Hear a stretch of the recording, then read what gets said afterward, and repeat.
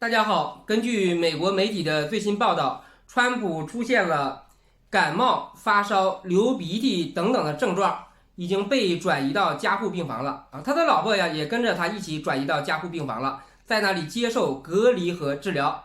至于他的老婆有没有出现上述的症状，不是很清楚啊，因为媒体呀关心的是川普，其实包括我们也一样，关注他老婆都是因为川普嘛，没有川普的话，他老婆也不重要。所以他老婆是个什么情况呢？并不是很清楚，因为大家的目光啊，并没有在他老婆身上。所以我之前看到了很多洗地的啊，譬如这个石头记啊，包括在 YouTube 上啊，什么郭文贵他手下的马仔呀、路德社呀等等一大票，还有很多的恨国党，都说呀，川普没有事儿，他是个无症状感染者，在新冠当中有很多的无症状感染者，虽然他们患有了新冠，但是他自己都不知道啊，而且很快自己就好了等等，帮着川普洗地。但是这个事情啊，目前已经曝光的非常清楚了。一个，川普不是例行检测，是他的女助理确诊之后，他才紧急检测的。这是第二个呀，川普已经有症状了，感冒、发烧、流鼻涕等等。像昨天的视频说的，考虑到川普的年纪，而且他又肥胖，对吧？这个年纪啊，肯定有基础病，川普是非常危险的，挂掉的可能是非常大的。而拜登啊，也紧急接受了检测，拜登呈阴性啊，可能从电视上看吧，两个人的距离比较近，事实上两个人的距离还是非常的远的。川普的女儿伊万卡和女婿库什纳呢，也都接受了检测啊，他们两个人也都是呈阴性。关于这个事情啊，有很多的阴谋论。第一个阴谋论说他就像阿扁一样，两颗子弹嘛，所以选前的1个月搞这么一个事情，激起公众的同情心啊，但是这个说法是比较胡扯的啊，因为新冠这个事儿不会激起公众的同情心的，因为川普一直说新冠不重要，不需要隔离，不需要戴口罩。川普说这些东西啊，一个是因为很多的红脖子，二一个呢，他背后有很多，你可以说是小企业主啊，因为疫情，美国这个封城封的不彻底，但是半封半不封的，生意受到很多的影响，甚至很多破产了。像以前我说过，国内的也差不多啊。大家都是屁股决定脑袋的。如果你是做外贸的呀，或者是做一些小生意的呀，或者做餐饮的呀，那打击是非常大的呀，就倾向于说这个疫情不严重，赶紧恢复正常吧。当然啊，还有其他的某些宗教等等，对吧？也是这么认为的等等啊。川普代表的是这些人，所以川普一直在说不重要啊，小感冒没有事儿，不用戴口罩，不用特意的防护等等，所以他的确诊，而且又送到医院隔离治疗了，对他的信誉是一个很大的打击呀！这也证明他一贯说的就是假的。所以呀，川普要想搞个悲情牌，还不如真的让别人给他打2枪。如果他用新冠作为悲情牌的话，是不现实的。他确诊新冠对他是负面的，不是正面的。第二个呀，也有很多人说啊，川普得了新冠马上就好了。用来宣扬，对吧？这个我的身体很好啊，这不过是个小感冒啊，等等啊，这个说法也不值得一驳。首先，美国的这次大选，两党都是倾尽全力的，而且美国的医疗系统基本上掌握在民主党的手里，所以川普公然造假是逃不开民主党的眼睛的，民主党也会想尽办法核实这个事情的，民主党一定会核实的呀。如果他是造假的话，那民主党那得高兴的，对吧？得乐得蹦高，因为民主党一直就攻川普撒谎，川普不承认他撒谎，包括在白宫的记者会上啊，亲民主党的，譬如这个 CNN 等左派的记者也经常指责川普撒谎，川普从来不承认，包括白宫的发言人也从来不承认川普撒谎。可是，对吧？如果川普真的是要搞这么一个背墙牌的话，很容易被民主党挖出来的，那这是一个实实在在的证据，你就是撒谎啊！作为总统的候选人，信誉还是非常重要的啊。其实当然从我们来看，川普撒了很多的谎，但是作为他的忠实支持者，就中了他这套话术了啊，中了这套洗脑的话术了，对吧？可是，在实实在在的证据面前呢，这个支持者肯定是明白的啊。当然，更重要的是两党。还是要努力拉取的是中间选民啊，中间摇摆的选民，对吧？我想中间选民一般也不会接受他撒谎的，而且除了民主党外，川普还有很多的政治盟友、金主，包括赌盘，一定会想尽办法核实这个消息的。因为这个消息影响太大呀，他的政治盟友金主赌盘等等，对每一方势力来说，那都关系着极大的利益的。川普也不能轻易的拿这个事情开玩笑的啊，所以，不管怎么讲吧，川普确诊新冠这个事情啊，对他的选情是不利的，他也没有必要，也不可能，也不会去搞这么一个造假的事情啊，所以这个比较阴谋论。当然，拜登也接受了新冠检测啊，拜登呈阴性，挺有意思啊。那么简单说一下，这个事情对川普的影响是很大的，川普的团队全部接受隔离了，对吧？所以川普再造假，也不会造这种假的，因为他的团队都隔离了啊。距离选举也就1个月了，对吧？今天10月3号，10月3号投票结束啊，那整个团队都隔离了，接下来的竞选活动呢？时间这么紧的情况下，所以阴谋论是不现实的啊。那么其实除了川普夫妇啊，目前川普身边有6个助理，2个共和党的参议员，圣母大学的校长啊，圣母大学说一下啊，你听明白，就是这个宗教大学。美国的宗教，尤其是保守派，都是支持川普的啊，所以圣母大学的校长也是川普的核心团队之一。还有白宫的新闻发言人，1名白宫的工作人员，共和党委员会主席都确诊了啊，共和党有点要团灭呀。以前也说过啊，美国这个选举，民主党的盘是越来越大的，共和党的盘本来就逐渐的萎缩，结果，对吧？这个共和党的一些大佬啊都有危险，所以川普这一次确诊啊是出现了超级传播者。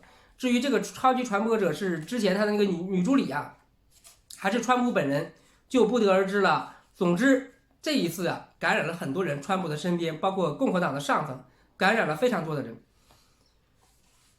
而且，川普在得知他的女助理阳性的情况下，依旧没有把这个当回事儿啊，去新泽西州参加了募款活动。新泽西的州长，现在已经要求了所有参加这次募款活动的人员都要接受检测。那这一次募款活动当中啊，估计还会有其他的人确诊的啊，所以川普这次啊影响是比较大的啊。而且在上周6，白宫的玫瑰园举行了最高的法官巴雷特的提名大会啊，共和党的上层啊也都参加了这次提名大会啊，看视频也都没有戴口罩，人与人间的距离啊也非常的近啊，当然也有几个戴口罩了，总的来说不多，所以啊，这个共和党啊很容易被团灭，而川普啊也很容易嗝屁的，他这个年纪啊，最后吧就说一下啊。那这个事情会不会影响美国的投票呢？首先，美国的投票啊已经开始了，很多州都开始投了啊。并不是说美国的11月3号，对吧，才开始投票。美国其实现在就已经开始投票了，邮寄选票的等等都已经陆续开始投了。10月3号是截止日期。美国的投票并不是规定某一天大家去投，它这个投票的时间是抻得非常长的，因为考虑很多的因素啊。你假如规定某一天去投票，哪怕是周6周日，总有没有时间的人啊，总有忙的人嘛，你要尊重大家的投票权嘛，所以他这个投票啊时间设得非常长，你有空都可以去投。其次，在美国历史上并没有类似的先例，而且根据美国的相关的法律等等啊，我看英文媒体很多的分析，即便是川普死了，投票也会继续的，不会做出停止的啊。如果川普病重或者突然嗝屁了，那么接下来呢，就是彭斯，他的副总统紧急代表川普参加选举，而且接下来的总统辩论呢，将由彭斯和拜登一起辩论。这就涉及另外一个问题，就是川普病重，或者死了，对吧？那毕竟接下来呀还有一段时间的总统任期呢，包括11月3号投完票啊。对吧？距离新总统就任还有一段时间，这个时候谁代理总统啊？理论上是彭斯啊，但是佩洛西也有代理的可能。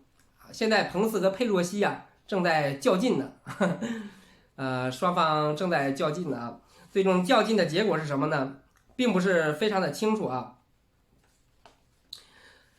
那么其实对于中国的影响啊，最直接的影响就是。下一场总统辩论就是谈外交，谈外交那肯定就 China 呀。这种情况下，一个是有可能不办了啊，如果继续办的话，就是彭斯和拜登了。彭斯和拜登嘛，首先这个彭斯肯定会延续川普的政策，继续 China 啊。当然，拜登我们也看到了，民主党等等，更多的是聚焦到俄罗斯身上了，去打俄罗斯了。但是对中国呢，肯定也会谈，也会往强硬的方向走。其实如果川普真的病重或者嗝屁呀，那么拜登当选的可能就是非常非常的大了啊。拜登当选之后啊，对中国也未必会很好，但是这个未必很好是长期的。短期的话呢，拜登也说得很清楚啊，会取消关税，大概的意思吧。美国现在这个疫情这么严重，短期先恢复疫情，啊，恢复一下自己，休兵再战。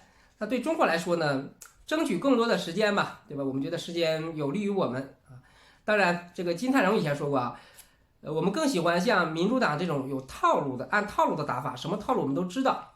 但是像共和党啊，没有套路啊，你不知道川普这个人会出什么牌。那么彭斯上台呀，也有更大的不确定性，不确定性呢也更多。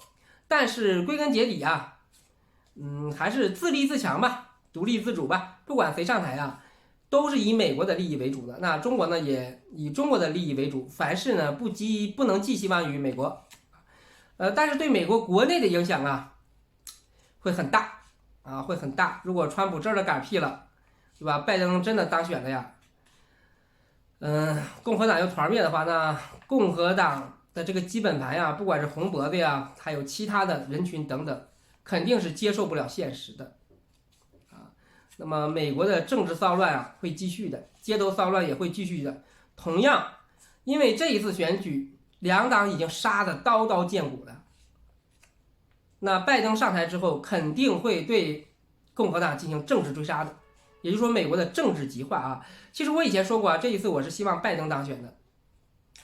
我的出发点并不是对中国好或者不好，而是美国的政治频繁的轮换啊，交替的时间特别快，这就导致美国的政治啊越来越不稳定，越来越难有一个长期的政策，对吧？最好拜登干4年啊，共和党再上一个人，就这么来回的交替啊，频繁的交换，这对美国并不好，这会导致啊政治追杀成为美国的政治主流。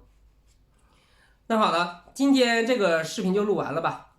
当然啊，如果非要说阴谋论的话呀，那我简单说一下，特朗普、川普得新冠并死掉，对吧？真的是意外吗？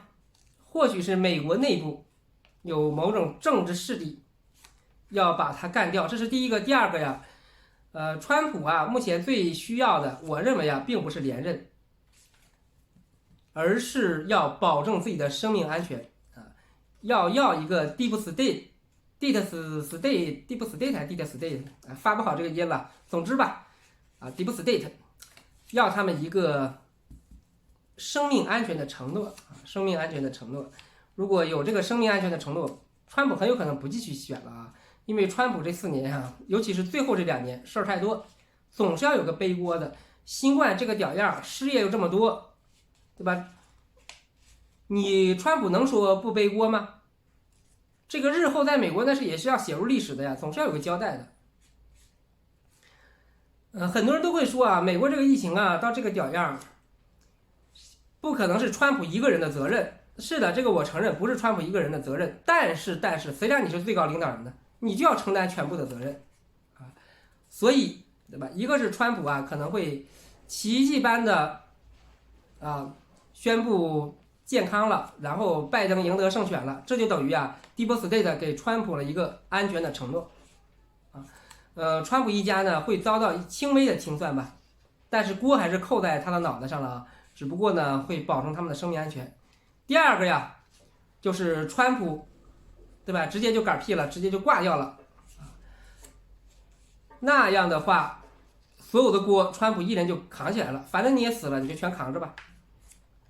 这个呀，不如让我想起了这个光明会卡牌啊，里面就有一张卡牌，川普会被干掉，只不过说的是被狙击手干掉。但是啊，他其实是被新冠干掉了，二者有一定的不同。但是啊，对吧？这个我觉得这个预言还挺准的，所以今天吧会接着上周啊，因为这个专题啊隔得太远了，继续把光明会卡牌给录完。那好了，今天的视频就录完了，喜欢的请订阅一下。